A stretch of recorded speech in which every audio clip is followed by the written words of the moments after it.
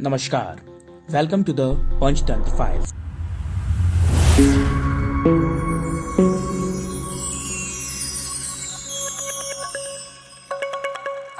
मैं आदर्श वाराहमीर।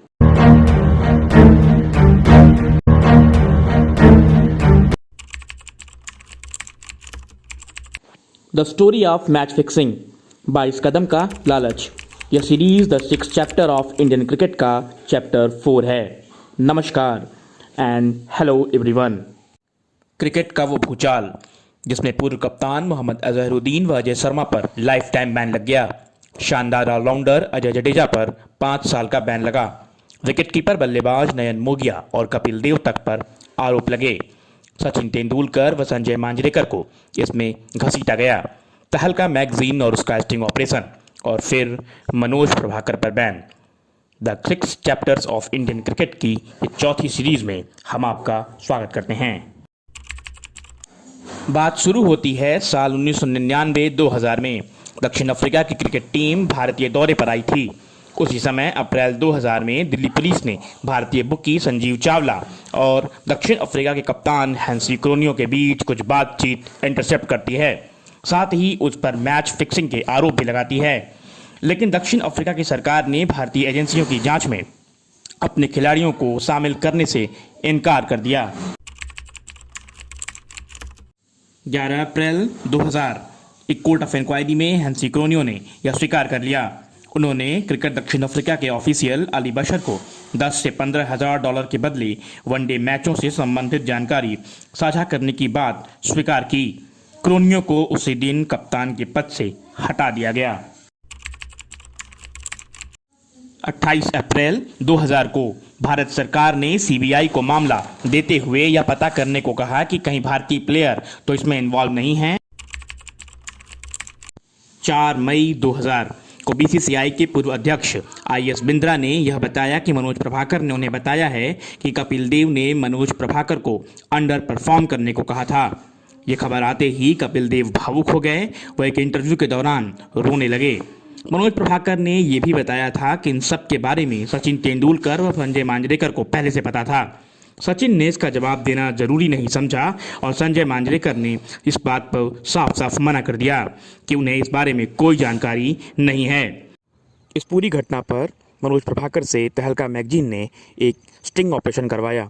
इस sting operation के बाद वह खुद ही एक्सपोज हो गया और बीसीसीआई ने उस पर बैन लगा दिया। दरअसल इस पूरी घटना की स्टोरी यह थी कि आउटलुक मैगजीन ने अपने जून 1997 के अंक में मनोज प्रभाकर बिना किसी खिलाड़ी का नाम लिए एक खिलाड़ी पर मैच फिक्सिंग का आरोप लगाते हैं।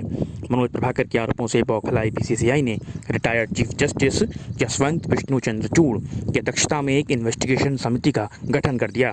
यह समिति मनोज प्रभाकर और आउटलुक मैगजीन के एडिटर के अलावा कपिल देव को पूछताछ के लिए बुलाती है और उसी की फाइंडिंग में मनोज प्रभाकर पर यह बैन लगा दिया जाता है। 15 जून 2000 को हैंसी ने बुकीज के साथ अपने सभी कॉन्टैक्ट को रिवील कर दिया। उसने यह भी बताया कि 1996 में 3rd टेस्ट मैच के दौरान मोहम्मद अजहरुद्दीन ने उसकी मुलाकात मुकेश गुप्ता से करवाई थी। गुप्ता ने क्रोनियो को उस समय $30,000 दिए ताकि साउथ अफ्रीकन्स को जल्दी आउट होने के लिए वो मना पाएँ और उनकी टीम मैच हार जाए। 23 जून 2000 को हैंसी ने किंग्स कमीशन के सामने सारे सबूत दे दिए। वह सभी तथ्य रिवील कर दिया। उसने भावुक होकर कहा कि I had a great passion for the game, my teammates and my country, but the problem is the unfortunate love I have for the money. 20 जुलाई 2000 को इनकम टैक्स ऑफिशियल्स इंडिया के टॉप क्रिकेट ऑफिशियल व top cricket player के घर छापेमारी करते हैं। इसमें कपिल देव, अजहरुद्दीन, अजय जडेजा, नयन मोगिया और निखिल चोपड़ा के नाम थे। 12 सितंबर 2000 को गवर्नमेंट इंक्वायरी के कारण कपिल देव कोच की पोजीशन से स्टेप डाउन कर देते हैं। उन्होंने कहा कि रेजिग्नेशन का मतलब यह नहीं कि वह गुनाहगार हैं।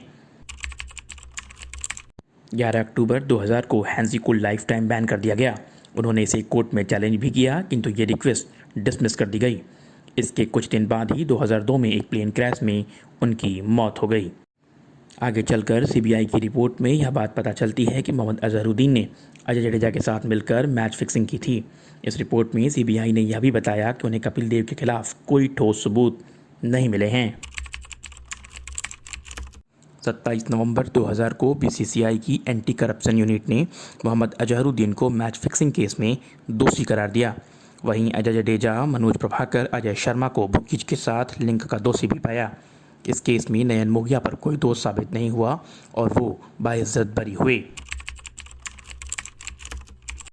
5 दिसंबर 2000 को अजहरुद्दीन व अजय शर्मा पर लाइफ टाइम बैन लगा दिया गया व अजय जडेजा व मनोज प्रभाकर पर 5 साल का बैन लगा दिया गया। ये कहानी भारतीय क्रिकेट से जुड़े ऐसे राज खोल रही थी और हम सब हैरान थे। फैंस के रूप में हमारे होश पूरी तरह फाख्ता थे।